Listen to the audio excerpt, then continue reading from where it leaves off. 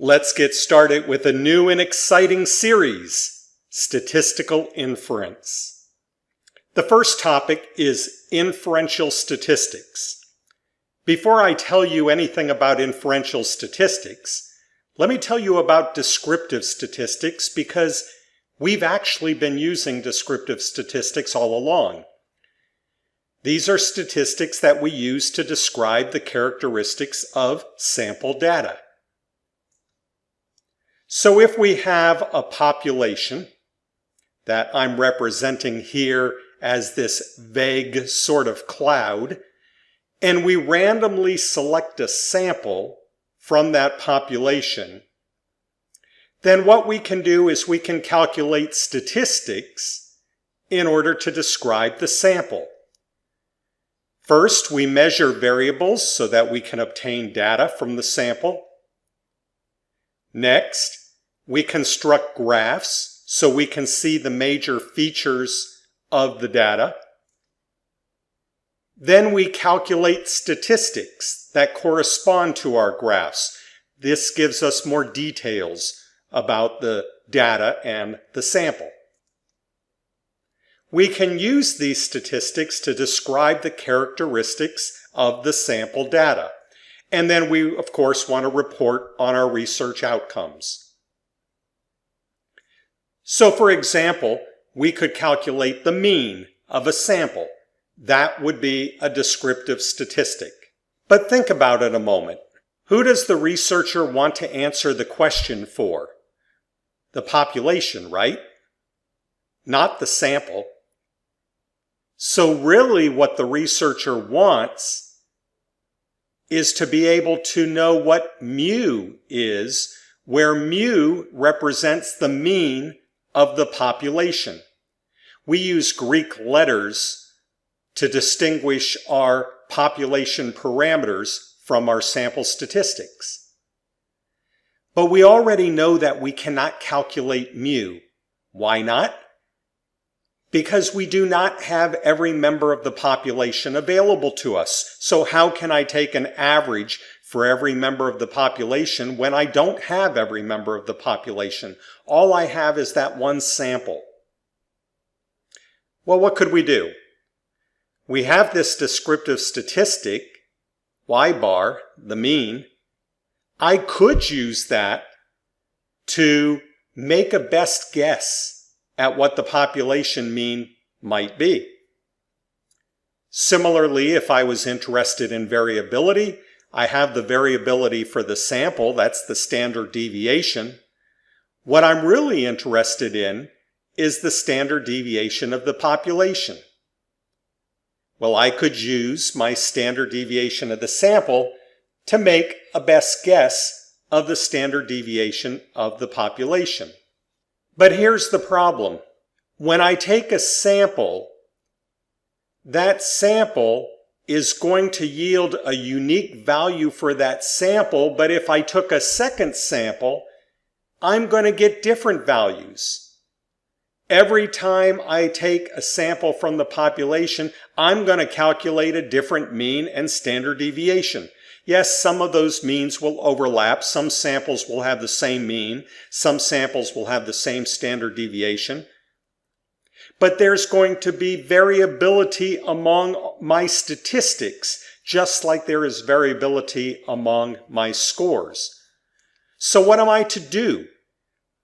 How can I make a guess about the mean of the population and the standard deviation of the population from the mean and standard deviation of the sample if every time I take a sample, it's going to be a different value, so that I don't know if my guess is a very good one? We're going to come back to that, but first, let's look at another reason for descriptive statistics. We use them to describe the outcomes of an experiment. So if I take a sample from my population and I randomize to a control and treatment condition, then what do? The same kinds of things we did when we were simply trying to describe the sample. This time, however, We want to describe what's happening in the control condition and what's happening in the treatment condition. We want to measure variables to obtain data. We want to construct graphs, but now I'm going to construct them separately for the control and treatment. I'm going to calculate statistics for the control and treatment. I'm going to use these to describe the characteristics of these conditions, and then I'll report my research outcomes. I'll talk about how different, say, the mean is of the control from the mean of the treatment. So we can use the mean of the control and mean of the treatment to see how big of a difference there is between these two, to see what the effectiveness is of our treatment. But we have a similar problem that we had when we were looking at descriptive statistics for a sample. When I look at descriptive statistics for my conditions, I know that if I had to do this study over again, I could take the exact same sample, but when I randomize, I'll have a different control and a different treatment, and therefore my mean of the control and mean of treatment will change. If I did a randomization again, I would have yet another control group and treatment group, and so again I'll have a different control mean and treatment mean. So we could use the control mean and the treatment mean and take the difference of those to determine how effective the treatment is, but notice that that's dependent on the randomization we happen to get. And so it's really not the right answer. So the descriptive statistics are valuable for telling us what happens in our sample, and they're valuable for telling us what happens in our treatment conditions, but they're really not the final answer that we seek as researchers. So what do? This is where inferential statistics comes in. We use inferential statistics to infer the value of parameters. We use inferential statistics to infer the size of a causal effect. Now, I have not shown you what an inferential statistic is yet. That's going to come later on. But right now, I want you to get the sense of what we mean by an inferential statistic and why we have to use inferential statistics. It's because we really want to know the value of our parameters. We want to infer from the sample to the population. We really want to know the size of our effects and whether they're true causes. We want to infer from our study conditions a true causal effect and know what the value of that is. In order to have inferential statistics, we have to have randomness. There's a role for randomness in inference, and here's why. With random sampling, we know the value of our observed statistic is one of many possible values that we could have observed by chance. We also know from some of our past study that each of the possible values are equally likely. Now you might wonder, and rightfully so, why this is so important. But as you will see, we are going to build inferential statistics based upon knowing that the value that we have for our observed descriptive statistic is just one of many possible values, and knowing that every possible value is equally likely. So we're going to take a sample from the population, calculate a mean and a standard deviation.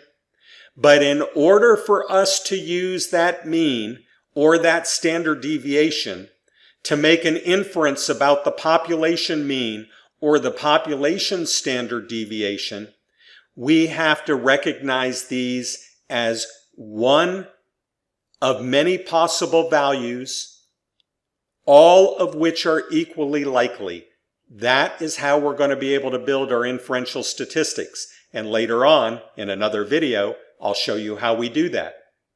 Similarly, if we're conducting an experiment so that we're randomizing, We know that the values of the statistic we are using to compare conditions is one set of the many possible sets of values we could have observed by chance. And we know that each of these possible sets of values are equally likely. So when we're looking at a mean for a control condition and a mean for a treatment condition, we know that those means form a set of means that is one of many possible sets of means, each of which are equally likely depending upon the particular randomization that we obtain from our sample. So we're going to deal with two types of statistics from now on. The type that you've already been dealing with is descriptive. These are used to describe the characteristics of sample data. But now what we're going to do is we're going to take that information and infer the value of our parameters, because that's really what we want to know. Knowing the parameter helps us answer the research question. We've used descriptive statistics to describe the outcomes of an experiment. We can look at the mean of a control and the mean of a treatment condition. But what we really want is to use these to infer the size of a causal effect. So that is what we're going to be doing in this series on statistical inference. We're going to be learning how to develop and calculate inferential statistics. What I wanted you to learn from this first video in the series is why we need inference, and that inference is going to rely on random processes.